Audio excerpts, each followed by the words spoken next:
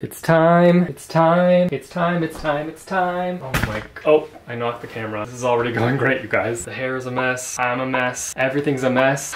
But it's time for books before bed. My aunt got me this tea that's branded novel tea. It's literally just like English breakfast tea, but they have little like book quotes and quotes from people about books on the tags. It says, "My home is where my books are." Same. No book, no home. Okay, we've got the microphone going. We've got the books. We've got the bed. It's time for books before bed. Hey, hi, hello, welcome back to my channel. I'm Jesse, and as I said, it's time for books before bed, a series on my channel where we get in bed, get cozy, get comfy, and talk all things books before bed. This series could honestly just be called like Reader Rambles, which I actually used to have a series on this channel called Reader Rambles. That's actually a throwback. Woo, didn't realize I was gonna throw myself into nostalgia territory right off the bat, but here we are. I used to have a series on my channel where I just sat in front of the camera and rambled on about bookish things, and I'm basically doing the same thing here, just in a different format. So I have a few things that I want to talk about today, so let's dive in. First thing that I want to talk about is something that I saw on Twitter briefly the other day, or X, whatever you want to call it. I'm still calling it Twitter, even though it's called X now.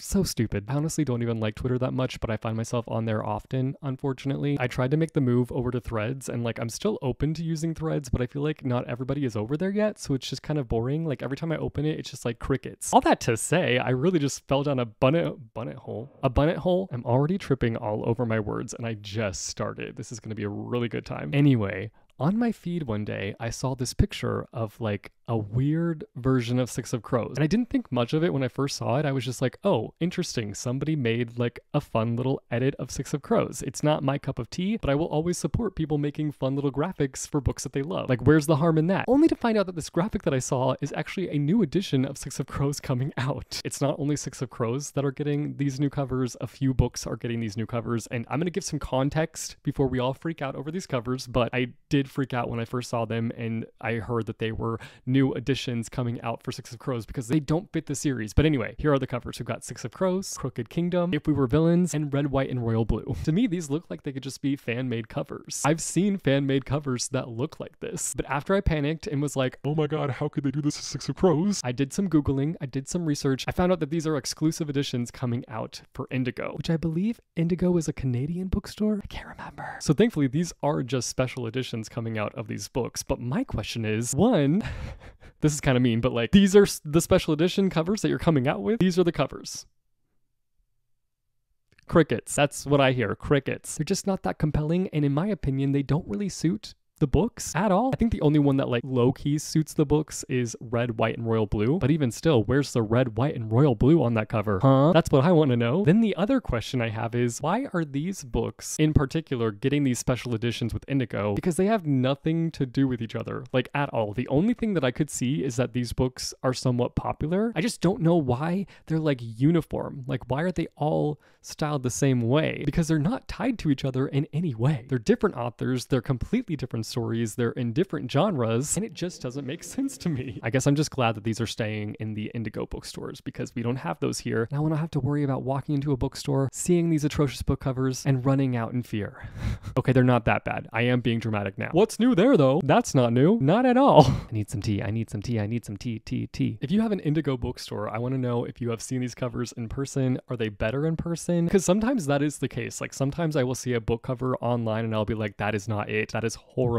But then I'll see it in person and I'm like, this is not that bad. I like it. And sometimes it has like a nice texture. It feels nice in my hands. Bonus points if it smells good. Sometimes seeing it in person sways me quite a bit, as you can tell. Next, I want to talk about the fact that it's getting to that point in the year where I'm already beginning to think about next year and next year's reading goals. I don't know if anybody else is this way, but when fall time hits, I'm already like in the next year, thinking about the next year and what I can do better with my reading life next year. I already have quite a few things that I want to try out next year, but let me know down below in the comments, like what kind of things you guys are going to be tackling next year, whether it be like challenges, TBR challenges. Do you already have a reading goal in mind? Or are you normal and you're not thinking about next year's reading at all? I really hate that I'm this way though, because like there's obviously quite a few months left in the year. Like we're in the middle of September. We've got quite a bit of 2023 left, but my mind is already generating the books that I'm going to be reading next year and looking up books that are coming out in 2024. And I don't know how to contain myself. I don't know how to tame myself and be like, boy, we're still in 2023. Keep reading the books that you're reading and live your life. Stop looking towards the future. Live in the now. I actually have been having such a fantastic reading year though. I do want to mention that. I've been loving lots of books this year. I've been reading lots of of books this year, despite the fact that I have completely abandoned Goodreads. I don't know why, but the past few years, I've been so bad at keeping my Goodreads up to date. I was like very passionate at the beginning of this year in keeping my Goodreads up to date. I was like, oh yeah, I'm gonna do this. I'm gonna keep my Goodreads up to date as possible. I'm gonna update it hourly.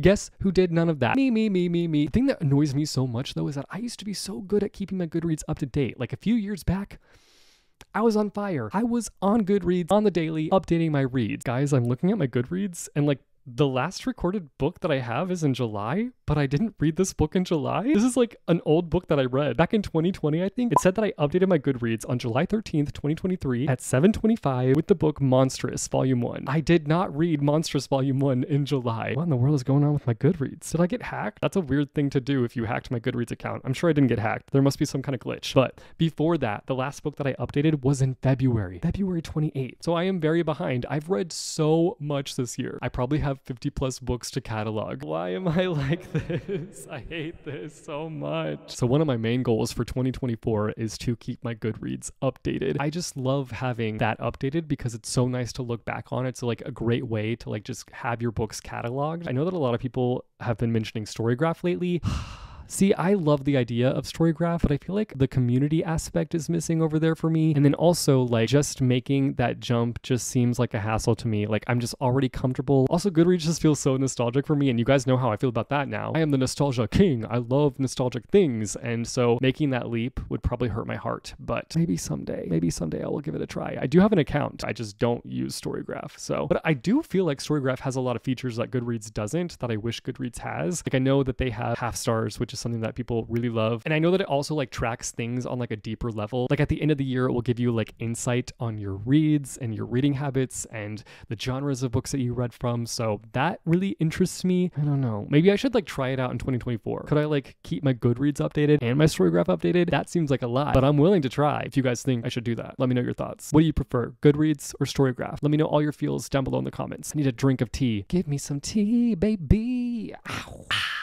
Novelty. Yeah. Next, I need your help on a video that I'm working on. I'm wanting to do a book where I tackle books that I've been intimidated by. I often get my hands on books that I'm really excited about, but like I still am a little bit intimidated by them, typically for varying reasons. But I want to do a video where I just like stop putting them off because I'm intimidated by them and just like break down and read them. And I feel like having a video planned to do this and also having you guys help me will really push me to read some of these books. A few of them are newish, but a few I've had for a while and I just like really need the push to read them. So I'm hoping that this video helps me. I know I've never been good at a TBR situation, but these sort of like reading experiment videos that I've been doing has really helped me focus in on a set amount of books, especially because each book experiment video that I've done so far, I read only 3 books for those videos. And it really helps me stay disciplined because oftentimes I have like a theme and these books I have to read because they fit the theme. So it's just been like really helpful for me in giving myself a TBR and sticking to the TBR. So I have 6 books to choose from. I want you guys to pick 3 and comment the 3 that you pick down below. And I will tally it up and the 3 books that get the most votes will obviously be chosen for that video. The first book I have is The Amazing Adventures of Cavalier and Clay. This is a book that I had kind of when I first started BookTube, and then I ended up getting rid of it because I was always intimidated by the length of it, but it was a book that I was always intrigued by and like always wanted to read, but I never got around to it. And then one day I was shopping in my local bookstore and I came across it again and it just jumped out at me and I felt like I needed to take it home. This is a book that I almost never see in a bookstore, so I was even surprised to see it in my local bookstore, and it almost felt like a sign, like I needed to have a second chance with this book.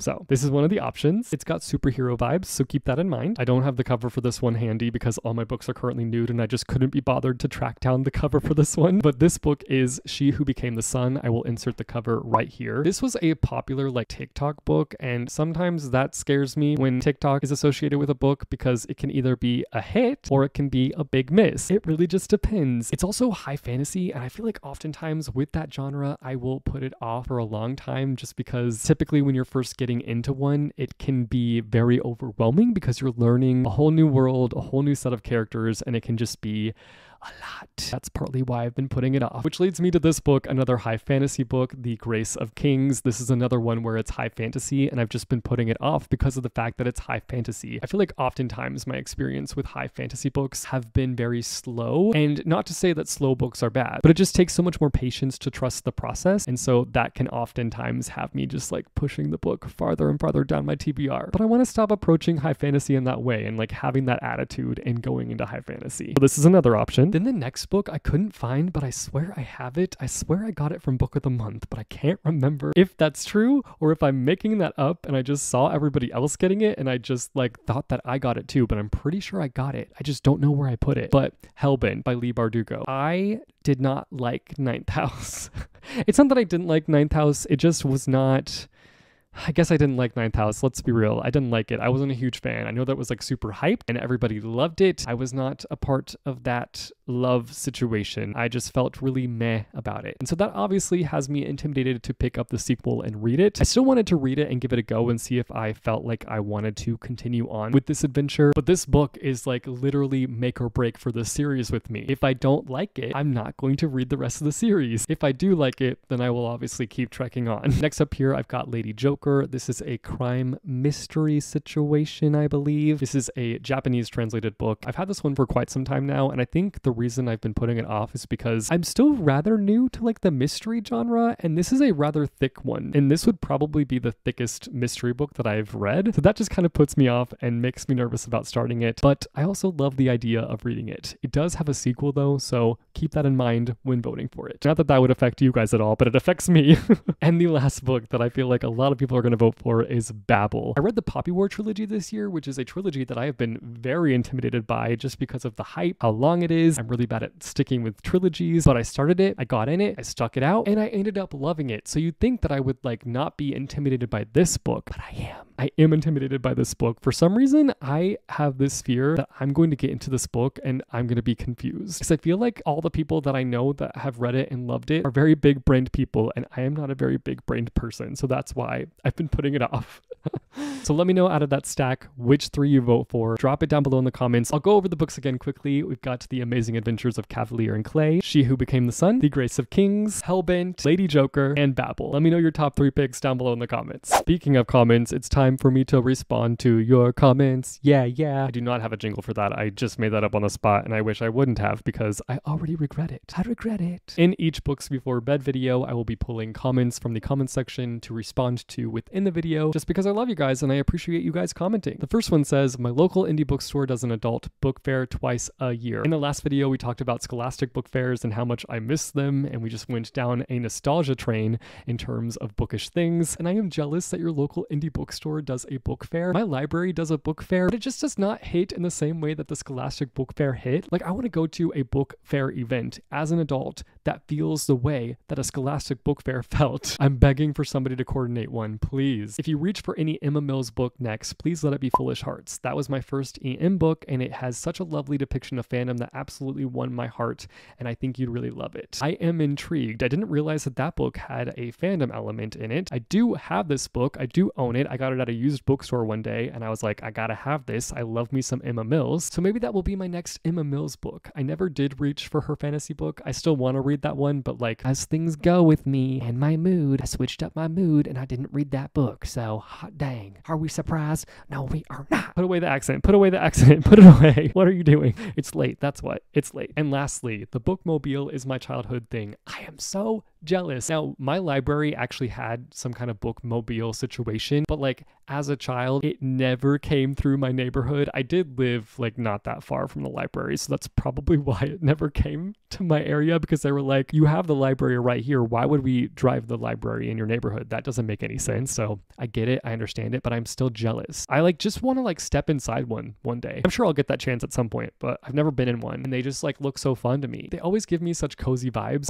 Someday. Just gonna keep dreaming about it. Maybe someday I will be the driver of a bookmobile. Now that I would like. Lastly, today I'm going to be doing Last, Now, and Next, where I talk about my last read, the book that I'm currently reading, and my next read. My last read was a reread, and that was of the manga My Hero Academia. I have read this several times now. I think this is my third time reading it, and I still love it. I still eat it up every time. I'm still obsessed. You know something is your favorite when you just like never get tired of it, and I never get tired of this. Then the book that I'm currently reading, which might surprise a lot of people, but I'm reading it for a video experiment, so a little spoiler here, but that is Masters of Death by Olivia Blake. Now, I really didn't like The Atlas 6 by Olivia Blake. This is a known thing about me, but I am currently, how many pages am I currently into this book? I'm on page 97. Also, look at my iconic bookmark. It's Hamtaro. Did anybody else grow up with Hamtaro? It was my first anime. Anyway, 97 pages into this book, and I love it. And I am shocked, but like the banter between the characters is fantastic. And I just feel like a lot of the things that I felt like the Atlas 6 did wrong, this book is like doing the complete opposite of it and doing everything right. I'm excited to keep reading this one. I'm not very far into it, so things could take a turn, but like, I love these characters so much. They're my favorite thing ever. Next, a book that I'm not reading for any kind of video, I'm just going to be reading for pleasure, Libriomancer. Libriomancers are people that like protect the world, and they are gifted in the fact that they can reach into any book that they come in contact with, and they can take objects from the book to help them in fighting and protecting the world. So I love that concept. I too wish that I could reach into books and grab things out of it. More specifically, I wish I could reach into books and pull out some of the characters, because there's so many characters that I love and just want to be besties with. That is it for today's episode of Books Before Bed. I hope that you guys enjoyed it. This is one of my favorite videos to make. I'm just putting that out there. I just like love getting on here, chatting with you guys, and hearing all the things that you guys have to say. With that being said, be sure to drop me a comment. I want to know your last, now, and next. What was your last read? What are you currently reading now? And what is your next read? Let me know down below in the comments. If you like this video, be sure to go and hit that like button. If you want to see more bookish content from me, be sure to go and hit subscribe or go and hit that bell icon, and you'll be notified every time I post new videos. As always, thank you guys so much for watching. I hope your day is bright, that tomorrow is brighter. Keep reading what your heart desires, and I will see you soon with a new video. Bye, yo. Bye, bye, bye, bye.